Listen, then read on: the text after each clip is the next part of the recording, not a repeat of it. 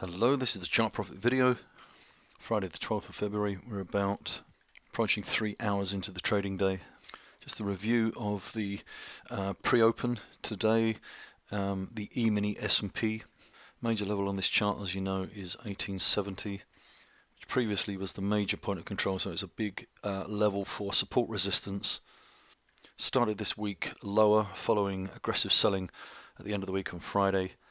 So this week we've printed all value areas below that level, and on Wednesday there was a probe, very brief, here and here just above that point of control. We couldn't see any price acceptance above that level, quick rejection, and as we know there was a lower value area on Thursday.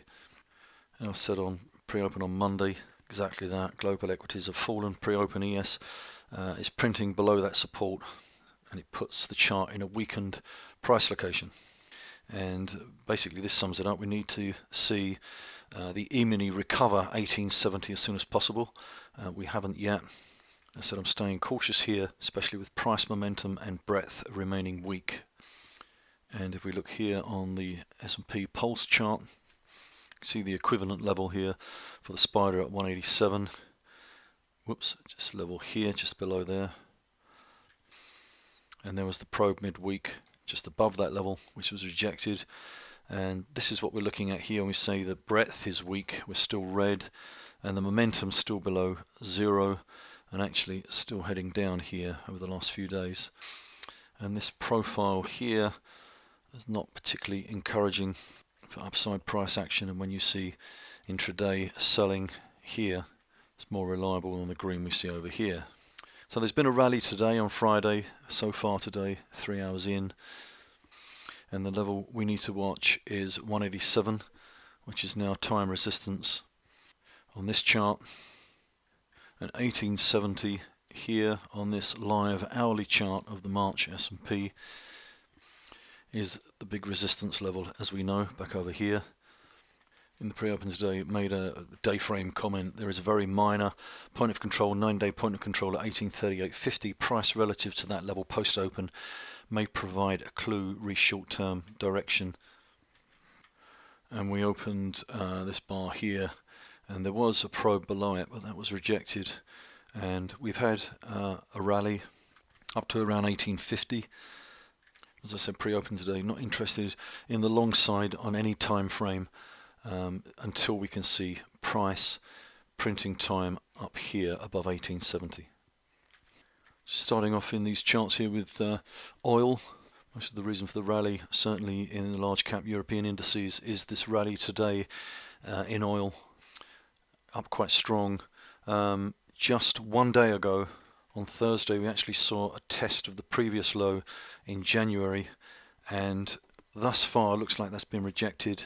Just putting that in context with a little more data on the screen. It seems to have caused some excitement today. As we can see here on the FTSE 100 chart, UK large cap index, we're up 170, which is I think well over 3%. Frightening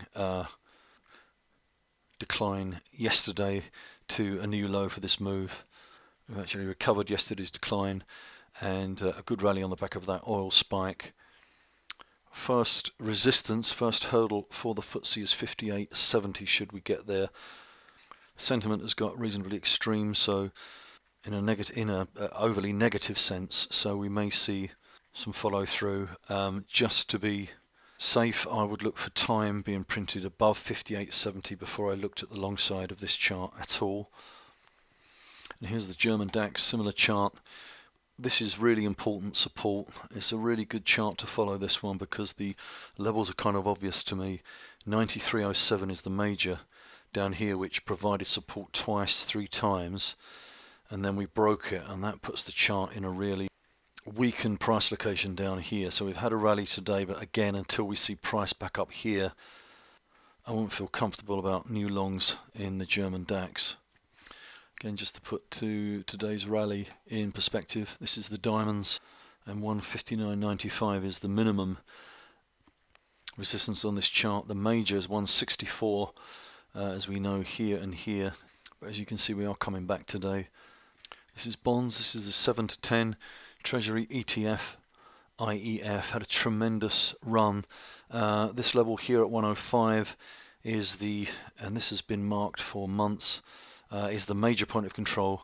And we saw this basing pattern on that level, and then we marked in the 18-month up here, and we said at the time that a break and time, what did I call it?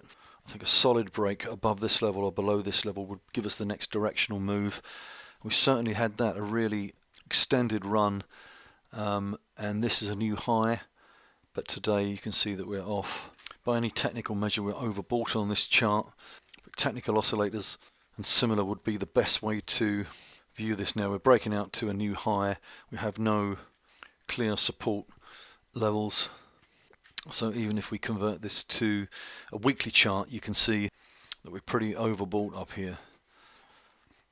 Only level that's really worth watching is the previous high from January 2015, and price back below that level might suggest lower, as it would look like a kind of rejected test, but nothing in way of reliable points of control and that sort of thing. And similar to bonds, gold has had a terrific rally that's taken it above 115.12, which is the 24-month. The major is up here at 124.12. You can see just in the last couple of days how far we've spiked up there. Just looks like excessive move. If we settle back here and find support and then start moving up again, could maybe look for an attempt at this 124.12.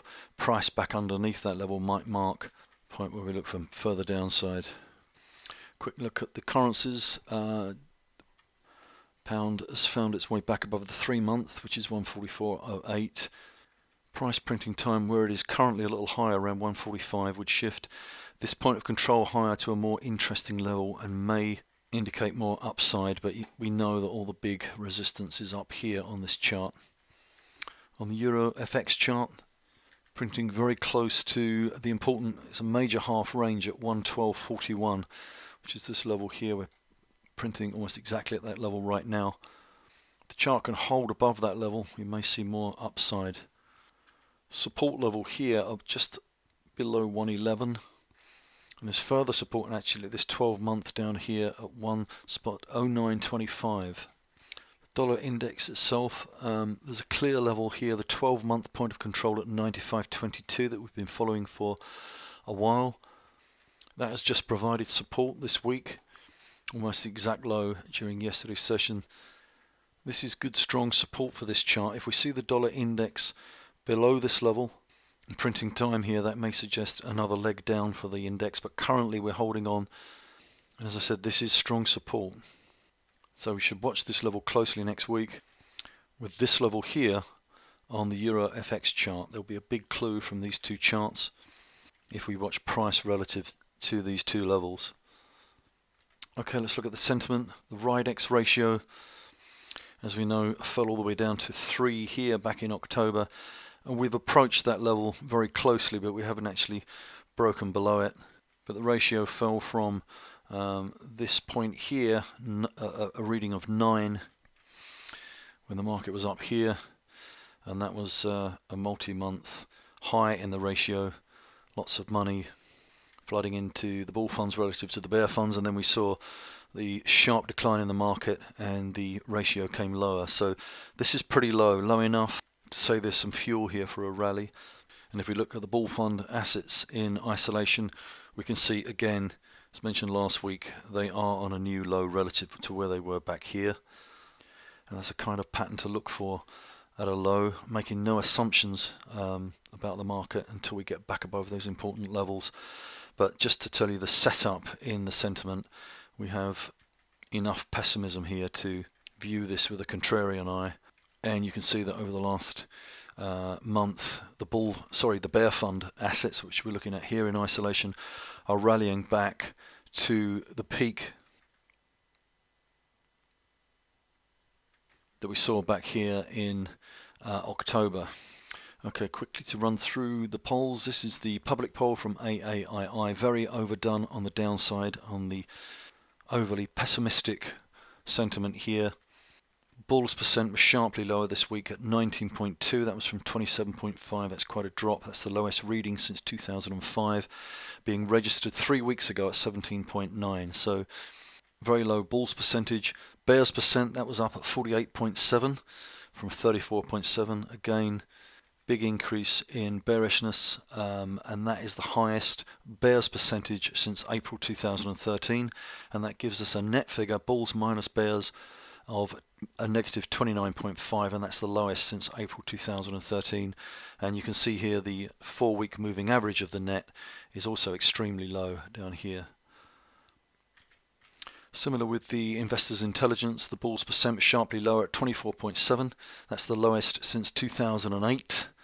Bears percent was higher at 39.2. That's the highest since October 2011.